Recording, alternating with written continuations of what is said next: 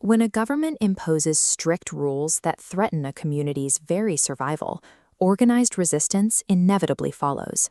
History shows us this pattern time and time again. This map shows the Bastar region in central India at the turn of the 20th century. You can see its geographic isolation here, situated on the plateau right next to the Godavari Plain. For the people living there, the forest provided their food, their fuel, and their shelter. It provided everything they needed. They relied heavily on a practice called shifting cultivation. Shifting cultivation is a traditional farming method where small parts of the forest are cut and burned in rotation, allowing the land to naturally regenerate over time. The villages managed their own natural boundaries. They respected the earth, making offerings at agricultural festivals, and maintained order without needing any external police force. Before outside intervention, the tribal communities of Bastar maintained a self-sufficient ecosystem. The forest was their economic base and their home. This stability broke when British colonial administrators arrived, rewriting the laws governing the land. The colonial government introduced the policy of reserved forests.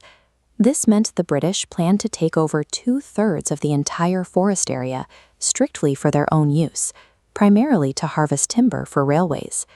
The consequences for the locals were immediate and devastating. The British suddenly banned shifting cultivation, hunting, and grazing cattle within these reserved areas. To make matters worse, the British demanded free labor from the displaced villagers. If a community wanted to stay in their ancestral home, they had to cut and transport trees for the forest department without pay. Then came the terrible famines of 1899 and 1907. With their resources severely restricted, surviving these natural disasters under the new colonial rules became nearly impossible. The combination of stolen resources, forced labor, and severe drought pushed the villagers to the brink. Their quiet suffering turned into a desperate need to fight back. By 1910, local councils and headmen decided that peaceful endurance would no longer work. They had to act. To organize across vast distances without detection, they used a covert communication network. Messengers traveled between villages, passing specific objects, a mango bough, a lump of earth, chilies, and arrows, as a secret call to gather and rebel. A man named Gunda Dor from the village of Nefanar emerged as a crucial figurehead. He helped unite the various fragmented tribes into a single resistance force. When they struck, it was highly strategic. The rebels targeted the specific symbols of colonial oppression, actively attacking police stations, trading posts, and schools, and redistributing grain. The 1910 uprising was a highly coordinated campaign. This underdog population was actively dismantling the infrastructure of their oppressors. The British Empire met this resistance with an overwhelming military response. Troops marched through the villages, surrounding rebel camps and firing upon the people.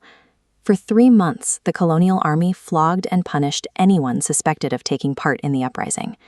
Despite this severe crackdown, the British forces never managed to capture the rebellion's leader, Gunda Dur. While the rebellion was militarily crushed, the sheer force of the resistance terrified the colonial authorities. This chart shows the exact land concession won by the rebels. The British were forced to temporarily suspend their reservation work, and the total area planned for reservation was permanently shrunk from 2/3 of the forest to roughly half. The Bastar Rebellion proved that seemingly powerless communities could, through organized resistance, force the hand of the most powerful empire in the world.